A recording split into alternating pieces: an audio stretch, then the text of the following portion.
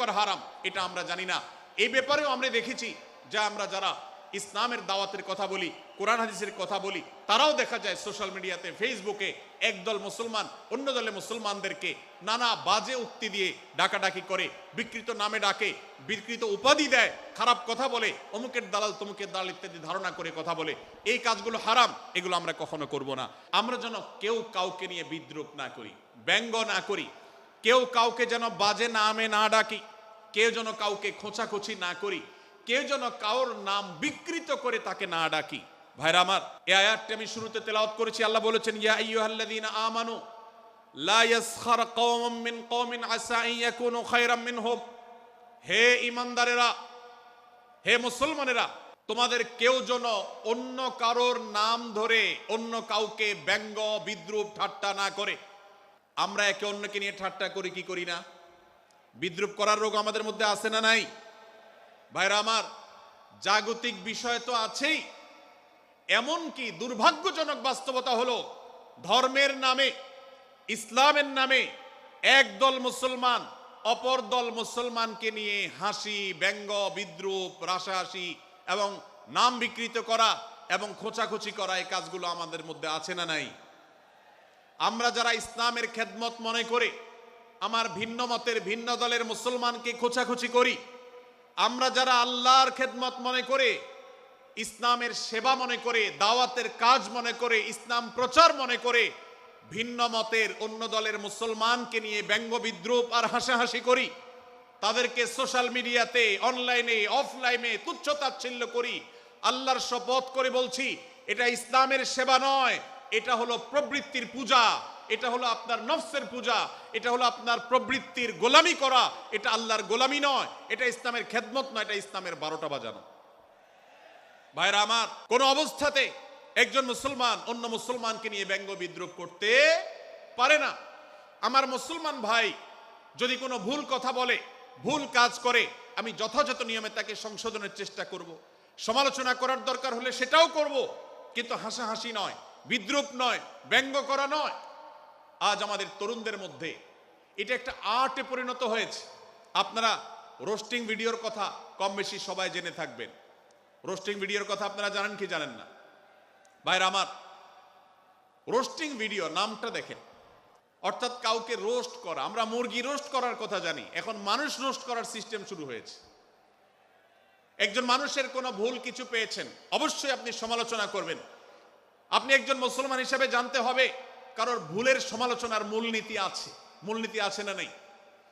কোরআন এবং সুন্নাহর বাতানো যে প্রিন্সিপাল, সেটাকে লক্ষ্য করে, সেটাকে আমলে নিয়ে, সেটাকে ধরে ধরে যদি আপনি সমালোচনা না করেন, তাহলে আপনার এই সমালোচনা এটাই আপনাকে জাহান্নামে নেওয়ার কারণ হতে পারে। ভাইরা আমার, সূরা হুজরাতের এই আয়াত, অর্থাৎ 11 নম্বর আয়াত, এই আয়াত বলছে আমাদের জন্য কোন মুসলমানকে, কোন মানুষকে ব্যঙ্গ বিদ্রুপ করা হারাম। কোন মুসলমানকে ব্যঙ্গ বিদ্রুপ করা কি হারাম। অতএব আপনি রসিকতা করেও যদি কারোর সাথে ব্যঙ্গ বিদ্রুপ করেন এবং সেটা যদি তার মনে কষ্ট হওয়ার কারণ হয়, তিনি যদি সমাজের মানুষের কাছে হেয় প্রতিপন্ন হন, তাহলে ইসলামী শরিয়ার দৃষ্টিকোণ থেকে সারা বিশ্বের সমস্ত ওলামাদের ঐক্যমতে সেটা হারাম। আমরা চুরি করা হারাম জানি, আমরা ডাকাতি করা হারাম জানি, আমরা মাদক সেবন করা হারাম জানি, আমরা নামাজ ত্যাগ করা হারাম জানি। এই সমস্ত হারাম থেকে আমরা অনেকেই বেঁচে থাকি, কিন্তু আমি আমার মুসলমান ভাইয়ের চরিত্র হনন করছি, শুধুমাত্র সাধারণ জীবনযাত্রার ক্ষেত্রে করছি তা নয়, এমনকি ধর্মের নামে, ইসলাম প্রচারের নামে, দাওয়াতের নামে আমরা আমাদের প্রতিপক্ষ মুসলমান ভাইকে নিয়ে অনেক সময় ব্যঙ্গ বিদ্রুপ করি, হাসাহাসি করি, তাকে ছোট করি, তাচ্ছিল্য করি, হেয় করি, তার সম্মানহানি করি। আমরা জানি না আমাদের প্রিয় নবী সাল্লাল্লাহু আলাইহি ওয়াসাল্লাম এর একটা হাদিস আমাদের সামনে রয়েছে, সহিহ মুসলিমে বর্ণিত হয়েছে। নবী করিম সাল্লাল্লাহু আলাইহি ওয়াসাল্লামের এই হাদিস আজ সবচেয়ে অসহায় হাদিস। অসহায় হাদিস এই জন্য বললাম যে আজকের এই হাদিসের উপরে কেউ আমল করে না, এই হাদিসটাকে কেউ পাত্তা দেয় না, এই হাদিসকে কেউ গুরুত্ব দেয় না। অথচ এই হাদিস প্রত্যেক মুসলমানের বুকে বুকে ঝুলিয়ে রাখা দরকার। এই হাদিস আমাদের ঘরে ঘরে ঝুলানো দরকার। এই হাদিস আমাদের অফিসগুলোতে শোভা পাওয়া দরকার। এই হাদিস আমাদের জীবনে বাস্তবায়ন হওয়া দরকার। নবী করিম সাল্লাল্লাহু আলাইহি ওয়াসাল্লাম সেই হাদিস বর্ণনা করেছেন। আবু হুরায়রা রাদিয়াল্লাহু তাআলা আনহু তিনি বলেছেন, লা তাহাসাদু, লা তাহাসাদু, হে মুসলমানরা তোমরা কেউ কাউকে কখনো হিংসা করবে না, কেউ কাউকে হিংসা করবে না। আমাদের মধ্যে হিংসা আছে না নাই? হিংসা আছে না নাই? আমরা একে অন্যকে হিংসা করি। একদল মুসলমান অন্য দল মুসলমানকে হিংসা করে, কেউ কারো ভালো দেখতে পারে না। ভাইরা আমার, আল্লাহ নবী বলেছেন লা তাহাসাদু, তোমরা একে অন্যকে হিংসা করো না। ওয়ালা তানাজাসু, কেনা বেচা করতে গিয়ে কেউ কাউকে ধোঁকা দিও না, প্রতারণা করো না। ওয়ালা তাবাগাদু, তোমরা একে অন্যের সাথে শত্রুতা বিদ্বেষ পোষণ করবে না। ওয়ালা তাদাবারু, তোমাদের কেউ যেন কারোর পেছনে লেগে না থাকে, কাউকে অবজ্ঞা যেন না করে। ওয়ালা ইয়াবি আহাদুকুম আলা বাই'i আখিহি, এবং তোমাদের কেউ যেন আরেকজনের কেনাবেচার উপরে সেখানে ইন্টারফেয়ার করে সে যেন সেখানে কোনো প্রকার ক্ষতিগ্রস্ত কাউকে না করে। ওয়াকুনু ইবাদাল্লাহি ইখওয়ানা, হে মুসলমানরা তোমরা আল্লাহর বান্দা ভাই ভাই হয়ে থাকো।